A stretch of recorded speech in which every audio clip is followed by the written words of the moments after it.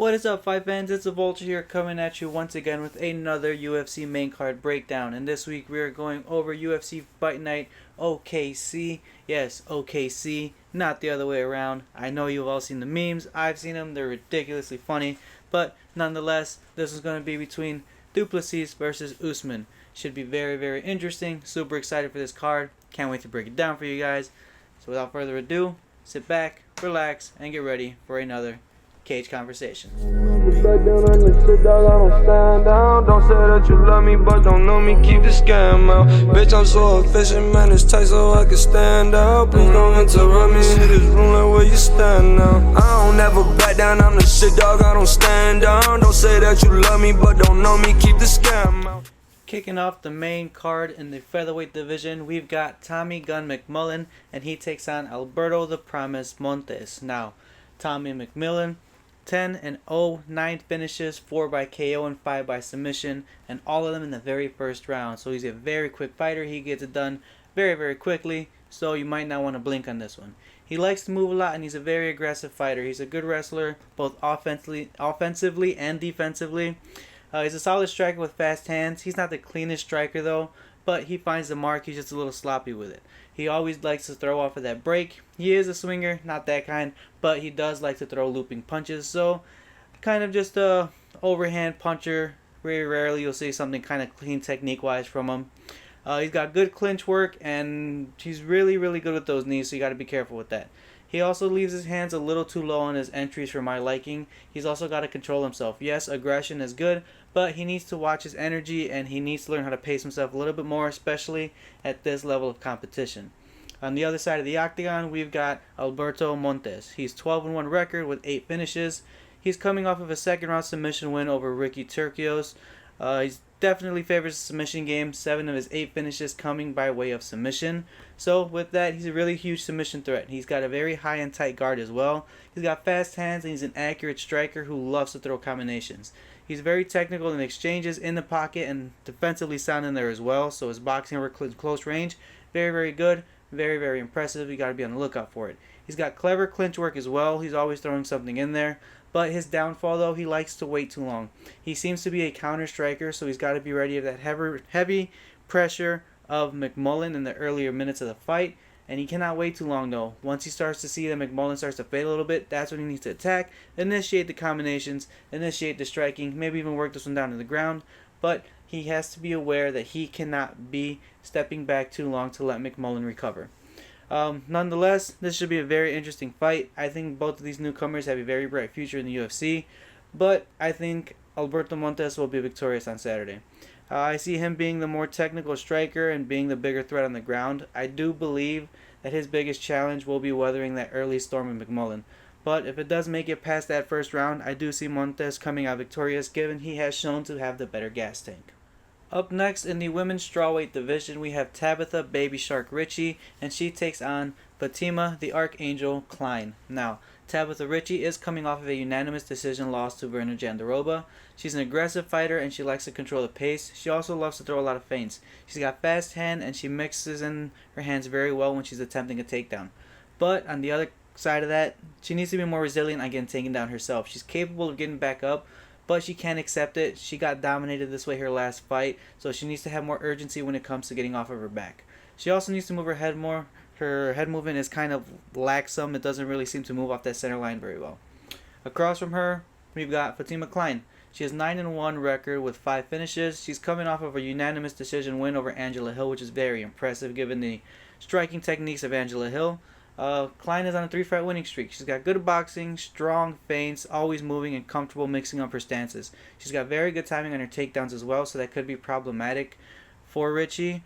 She also does struggle herself to get up off of that bottom position. She cannot wait. She's got to be the initiator.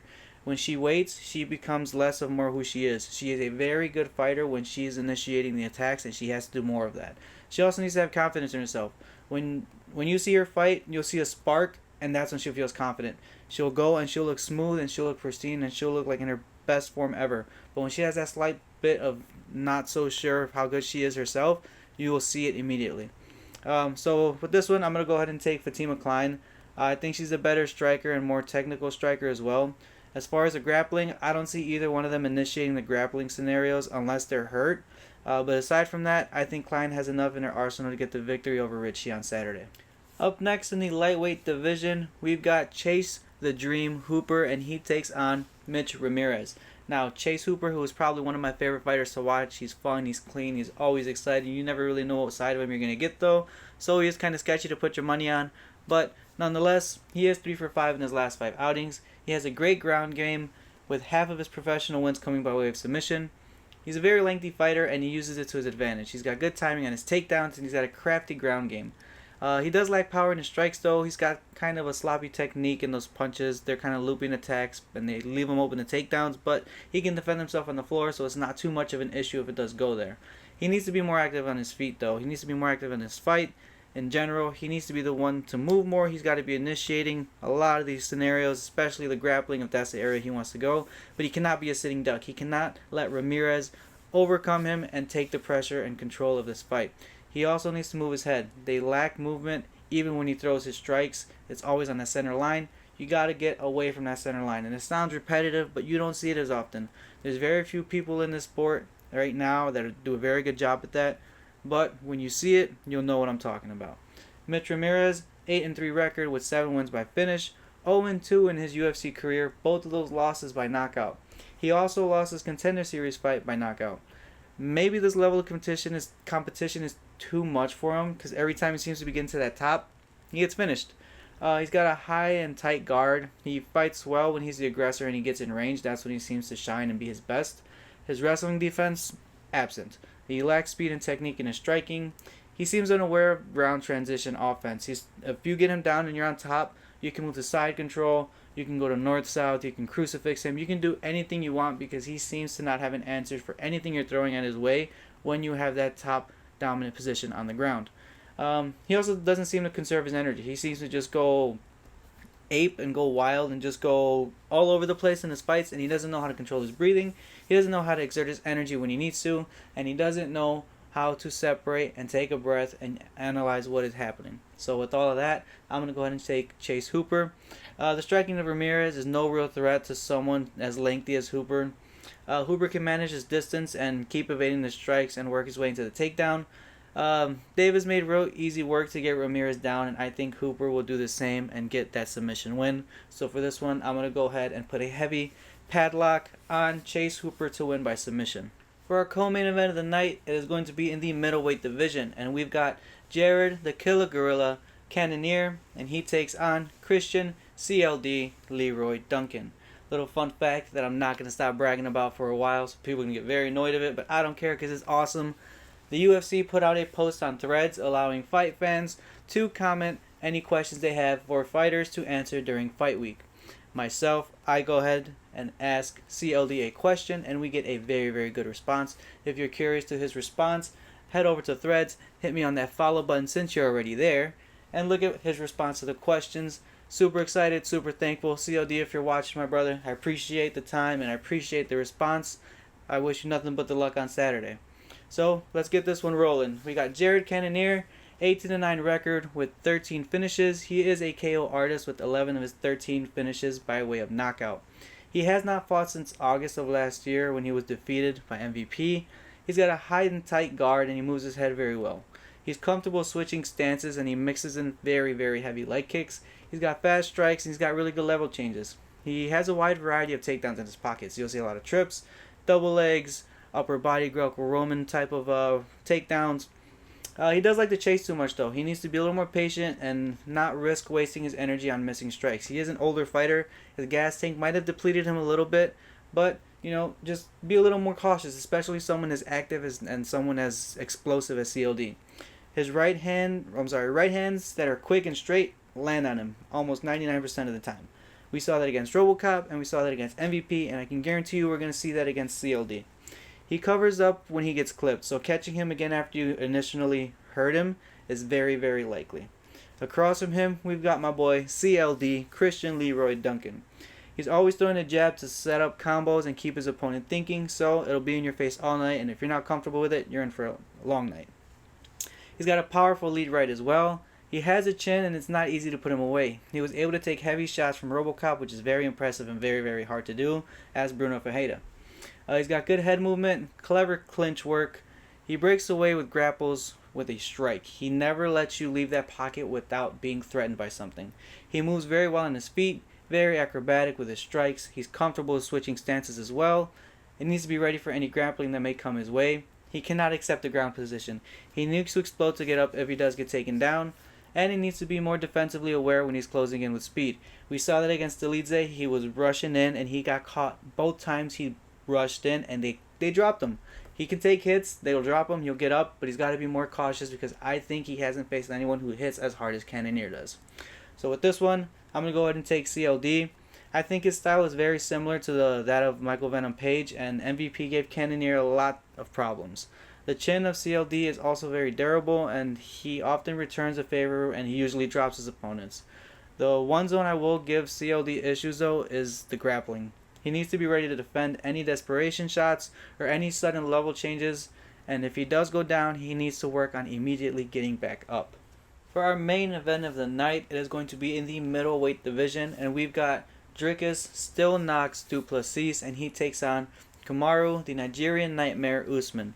Now, Dricus Du Plessis, 23-3 record with 20 finishes, 9 by KO and 11 by submission.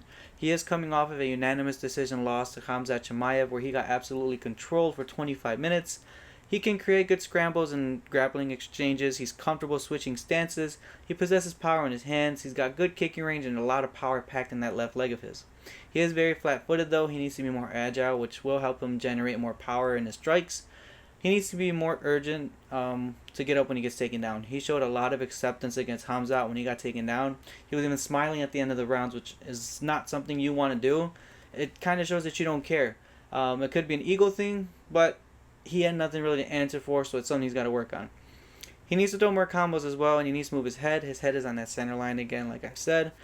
Combinations are kind of laxum. It's a lot of 1-2s or big looping shots, hoping to land that one to put the night out. He needs more activity. He needs to be the one controlling the pace. He's got to move forward for the entire 25 minutes of this fight.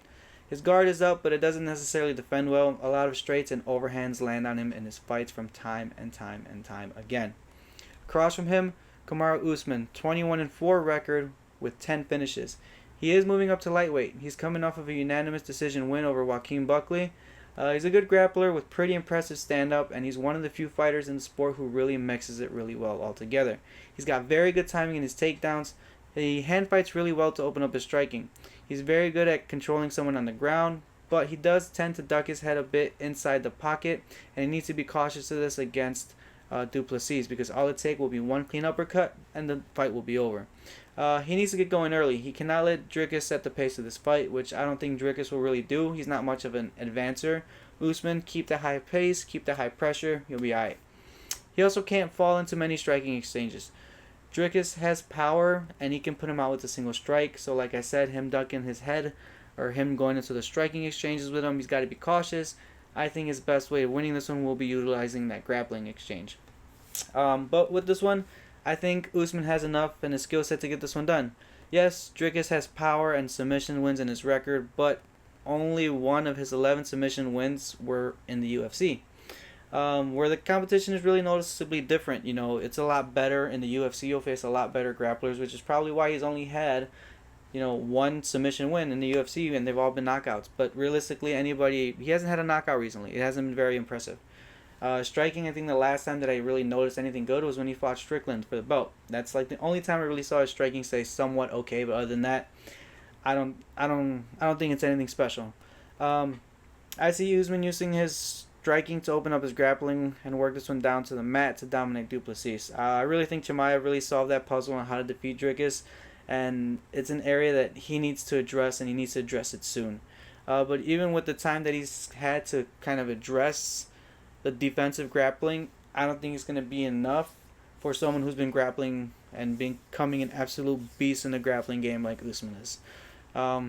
So considering how much more time Usman has had in that area, I don't think it'll be enough for him to be able to defend it, and I think Usman is just going to make easy work of Du Plessis. And there you have it, the main card breakdown for UFC OKC Du Plessis versus Usman. a recap of my picks for the main card are as followed. We've got Montes, Klein, Hooper, COD, and Usman.